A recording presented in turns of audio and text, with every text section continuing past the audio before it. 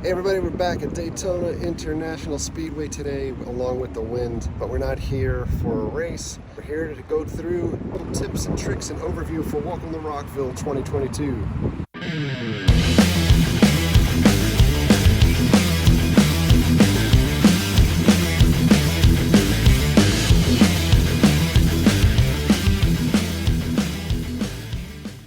Here's the weather tracker. We'll talk a little bit more about weather impact for Rockville a little bit later. So we're going to take a little bit of a tour around the track, but not to look at the track itself this time, but to see what the setup is looking like for Welcome to Rockville. So the immediate area that we're going to enter into, used for camping, tent camping, orange section.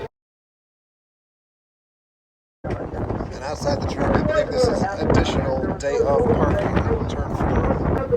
So this area will be filled with camping before the event. Camping opens up at Wednesday, I think at noon for early. I'm not sure of the time. Wednesday morning for early entry.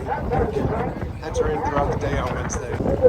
Over in the distance, you can start to see this setup for Rockville, including the Ferris wheel.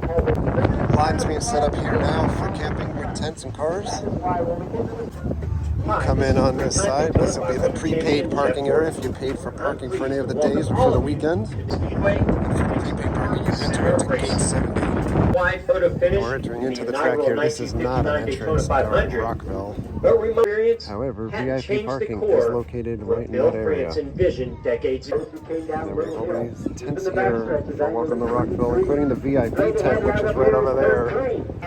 By the way, NASCAR fact, this is 40 feet wide, enough room for 3 cars. Check out that incline. If you are camping here, there are restrooms and showers located in those blue buildings. Those are not, however, for the general population, only for campers. You need a camping wristband. In this area, you basically have premium campsites with hookups for your RVs. Major note, none of these seats are open during the concert, so there is no seating available for you to view the show. You can see one of the stages being set up over here, the crane. I think that's the Octane stage. And there is the Ferris wheel. We're taking just a little bit of a break at the start finish. That is the complete grounds for Rockville. It's a correction, the stage over this way is Space Zebra. Not Octane. Octane is over that way. There we go. Can you look in there really quick? Can you see it all? That's all that good stuff here. Jack Daniels tents. And then on the other side of the rubber tire, heading right there for the rubber tires. Lots of tents. That's another Maserati that probably could take this turn at 130. There you go. Jack Daniels, we are turning around. There's another view looking into the rainstorm that's coming this way, but this big white tent is the VIP tent. Kind of hard to see here because it's not open. Ferris wheel, per ride charge, and stage construction taking place. So this will all be wrapped up within the next day or two. And directly behind the stage over here is more campsites. Getting a good view of the stage construction here now. They are hard at work putting this together right now.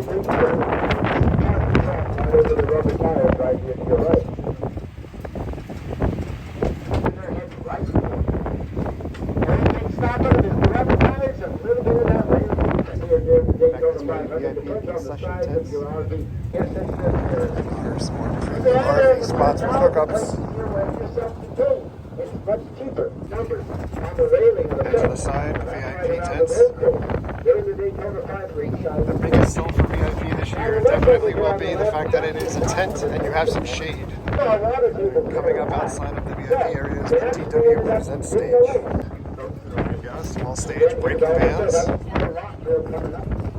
there's a Rockville backdrop back there. On the fence. Oh, look at this.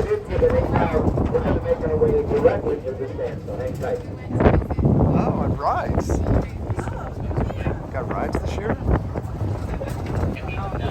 Is that bar service?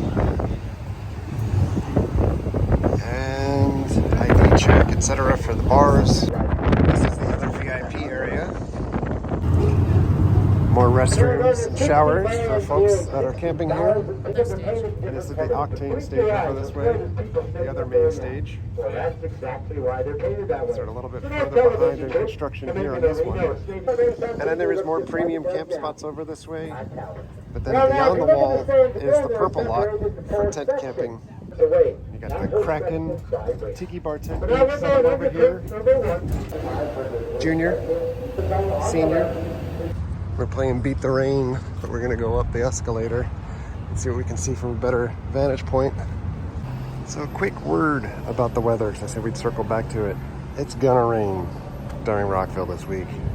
Friday at this point, it's 70% chance of rain, and when it rains in Daytona, it's not gonna just be New York trickly style type of rain. It's gonna pour, probably with thunder and lightning. However, like during the races, when it rains, you have all of this to be able to seek shelter from. During Rockville, you have access to none of this. So you're gonna be out on the field, out in the elements for the most part. Unless you paid for the VIP or Owners Club type tickets, you're kind of stuck. And this is the major difference about having Rockville at Daytona versus having it in Jacksonville. In Jacksonville, you can hide underneath the overpass or other areas. And this is the view. You can hear them hammering away over there. So again, VIP tent, shelter, drinks to the left with those vendors behind that big building. They've got all kinds of food and stuff. The area directly behind this building is the new Owners Club area. It's kind of like super VIP, if you will. So if you're coming here, this field will be packed with people watching that main stage. So these pointy little white tents here, those are all vendors. Last year, Metallica's whiskey company was there. Metallica's whiskey company is here again this year, but not in these tents, I don't believe. This is literally what everyone's gonna look like this week at Welcome to Rockville with the temperatures in the high 90s. I'm just relaxing, having a beer. We're leaving the track for now. We're gonna head home, give you some tips, some background, some overview, what have you. What we bring. Talk shop. So as we go down International Speedway Boulevard, there are plenty of places to eat or stay or shop. Make no mistake, everywhere is a bit of a hike. There are some places that are in very close proximity to the track and the entrances for the show. And some places that are a bit of a hike, like that McDonald's back there. This wing house is about as far as I would say you probably would want to walk if you were walking into the show. And coming up beyond the wing house, you have Red Lobster across the street here. Miller's Ale House is in there. There's a Waffle House here. There is a Crystal's, it's open late. VJ's Brew House, Chili's, Buffalo Wild Wings, Longhorn, Five Guys, Panera, Chick-fil-A, Arby's, Chipotle, and right here, turn 1 is Cracker Barrel. Maybe packed if you're coming here for breakfast. RV show on today, but this is lot 1 where you would park if you are paying for per day parking. Should probably run you like 25, 30 bucks. And in smaller places to eat, I will recommend highly, across the street here is Cantina Louie's, or Louie. Fantastic tacos. I recommend the pork and pineapple. Taco Bell. Coming up here is Hooters, directly across from the track. And then when you see this Welcome to Daytona Beach sign, you know that you're by Daytona 1. Plenty of places to eat in here and great stuff. Also, I recommend Rock Bottom. PF Chang's is in there. Four Rivers. There's a First Watch across the street for breakfast. Smoothie King.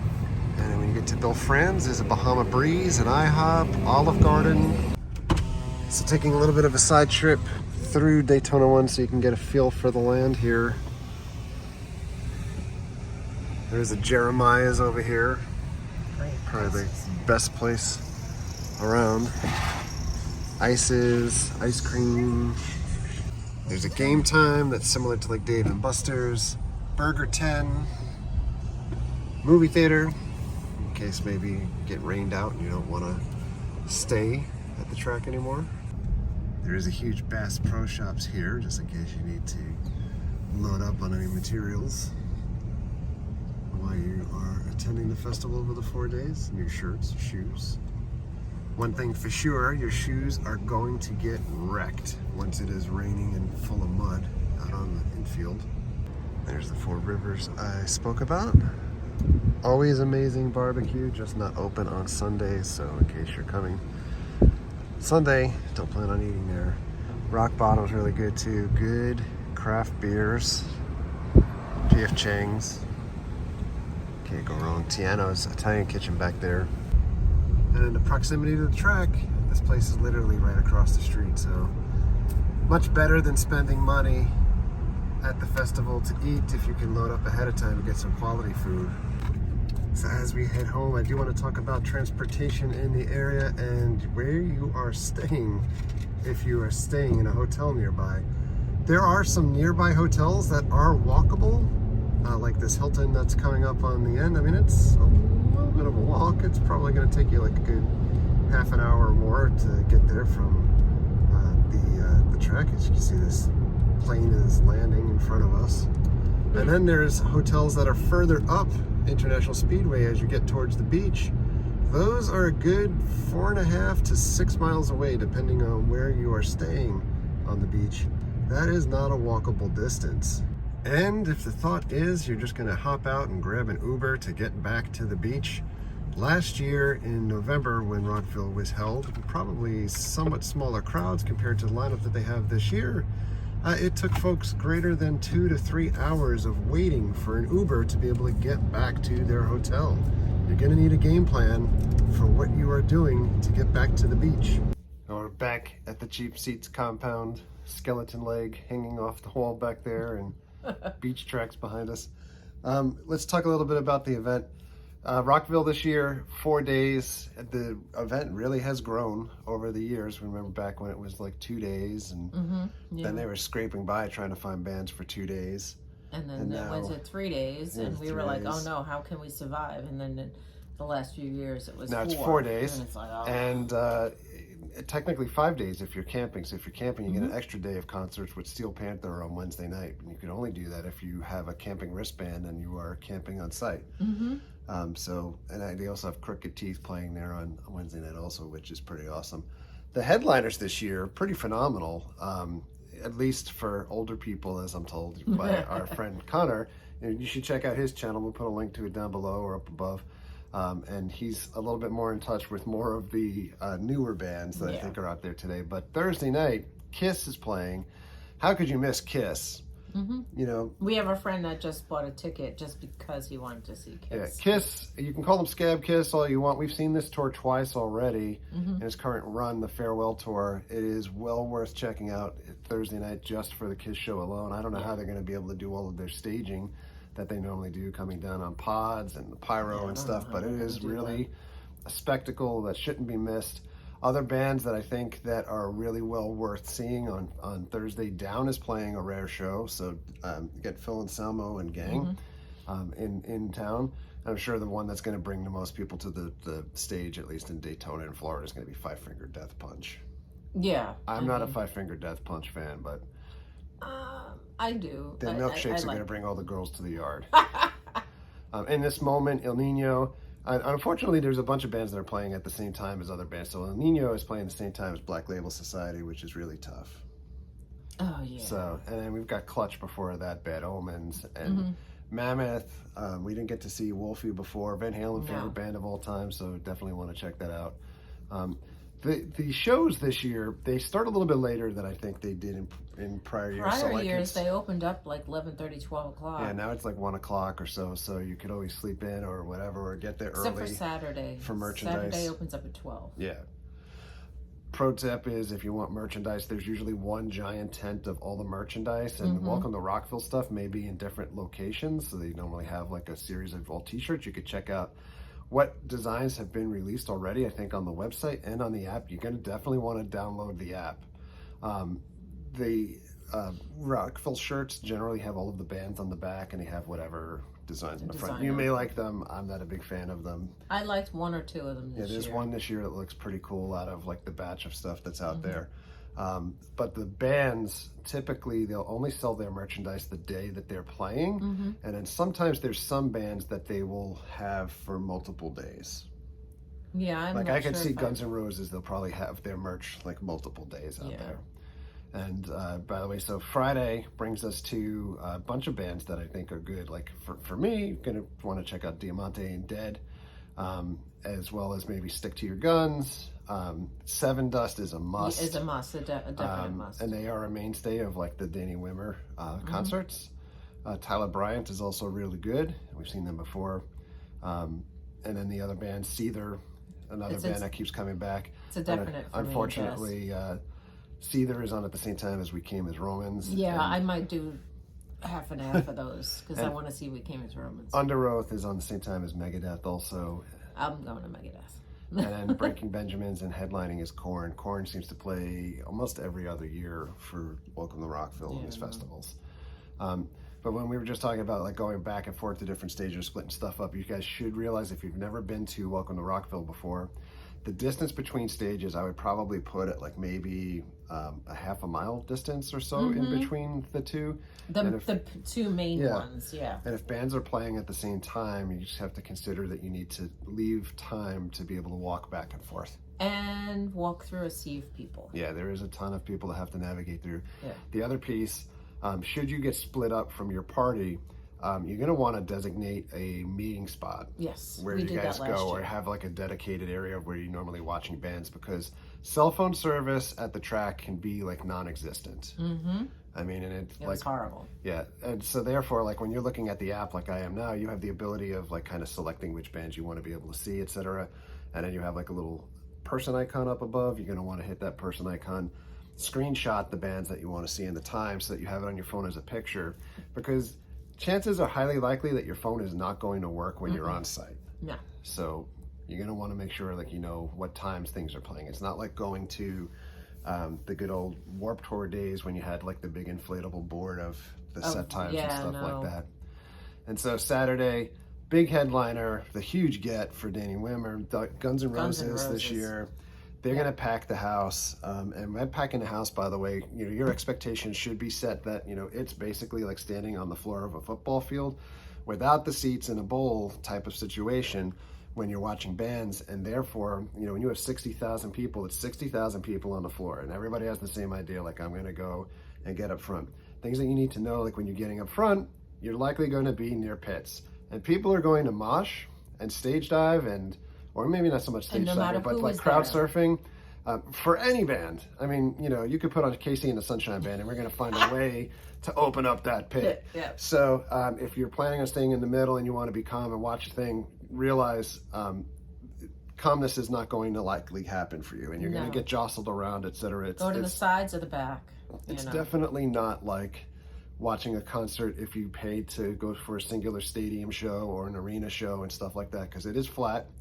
There's a long distance, and they have screens. So yes, for the two big stages, I'm watching the screens. Yeah, so you know, performers could be ants to you. Not a knock. The sound is awesome at these shows.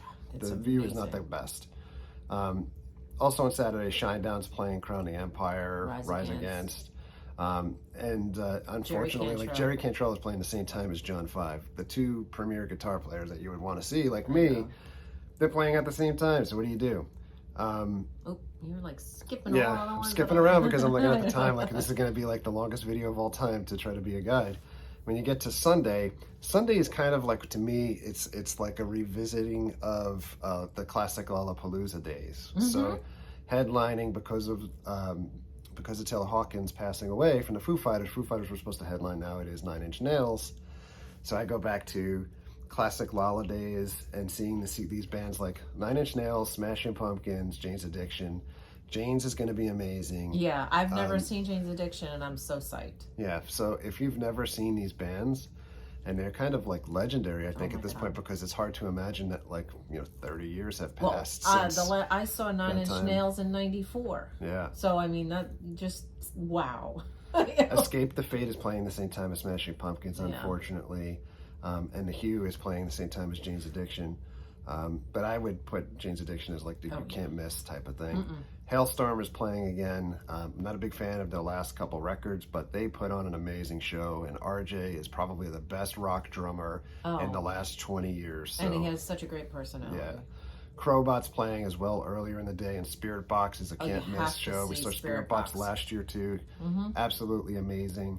But let's talk before you get into the show itself. You're going to park your car, whether you've paid for prepaid parking or you're parking on site or whatever, you're Ubered over.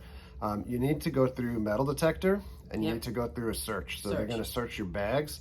And by the way, bags, check out the website. Make sure you are bringing the right thing, because if you bring a bag that's not solid, like a solid backpack, you're heading back to your car or whatever. Or you take all your stuff out and walk in with nothing. And there are certain things that I would recommend, like you've got a couple of days before the show, we could do same day delivery. This is the clear backpack. That's the right size for you to bring in. So figure how much stuff you can bring in 12 by 12 by 6. Yeah, so it is limited size, and you can even see the sticker. They have them on Amazon, and they will deliver either next day or whatever. If you don't bring a clear backpack, you could also bring a clear drawstring bag. So we've got these drawstring bags that you can bring in also. Or you can bring in a fanny pack, and it doesn't need to be clear. No. And by the way, Rockville, in their store, in case you have bought a bunch of things and you want to carry them around, they're selling these items branded with the Rockville logo on it, but you're going to pay like 2 to 3 times the price of what you would pay on Amazon to bring them in. Now let's talk about what you're going to want to put in those bags. You know, we talked before about rain and the weather. It's really due to be super hot this week, and when you are out on the infield of Daytona, there's no shade unless you're in like the Jack Daniels tent in the general admission area, or in like one of the other vendor tents, like the Tiki Bar and stuff like that. You're gonna be beaten down by sun. There's no umbrellas to bring in, so you can't bring your own shade. You can't bring a shade tent or anything like that. And then it's gonna rain. There's without a doubt it is gonna rain. It always rains, even when it was up in Jacksonville. I've gotten poured on.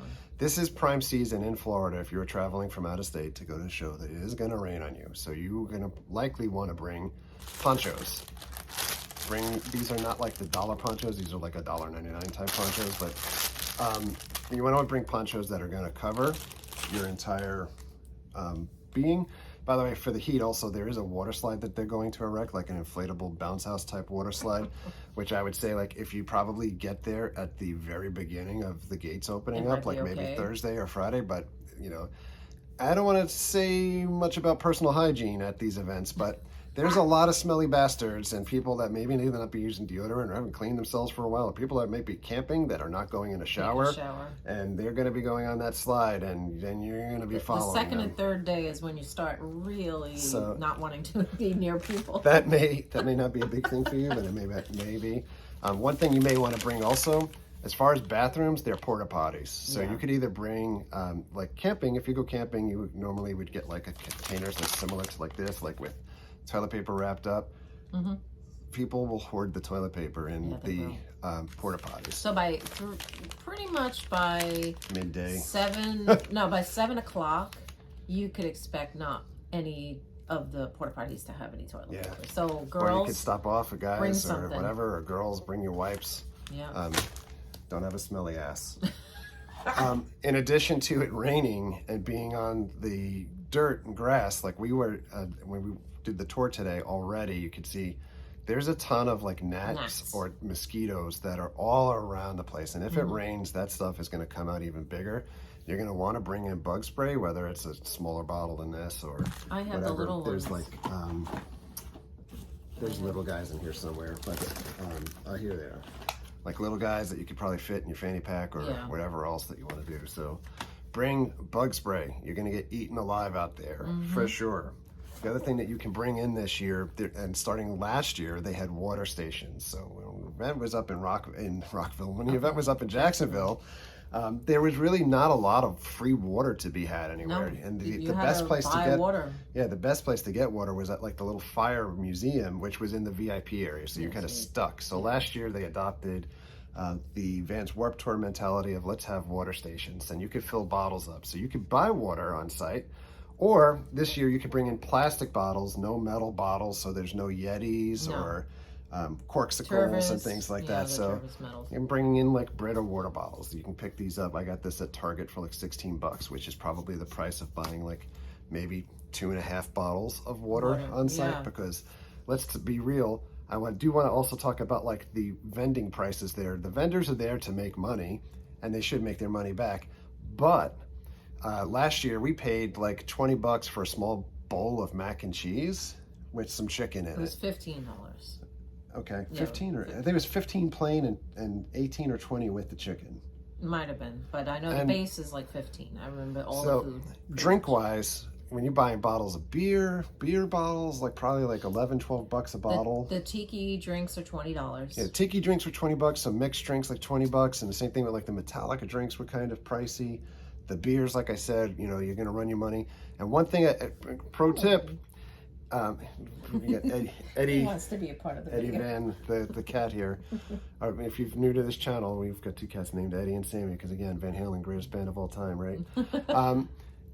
The pro tip here, bring cash and bring enough to cover what you're going to spend for the day. They will have ATMs on site, but I'm just going to be real and say we live in the land of thievery. And there were last year, I know, and they've also the years before that, like, you know, skimmers on ATMs. You don't want to be a victim of somebody stealing your credit card information. You can pay for like beverages and food with cards as well.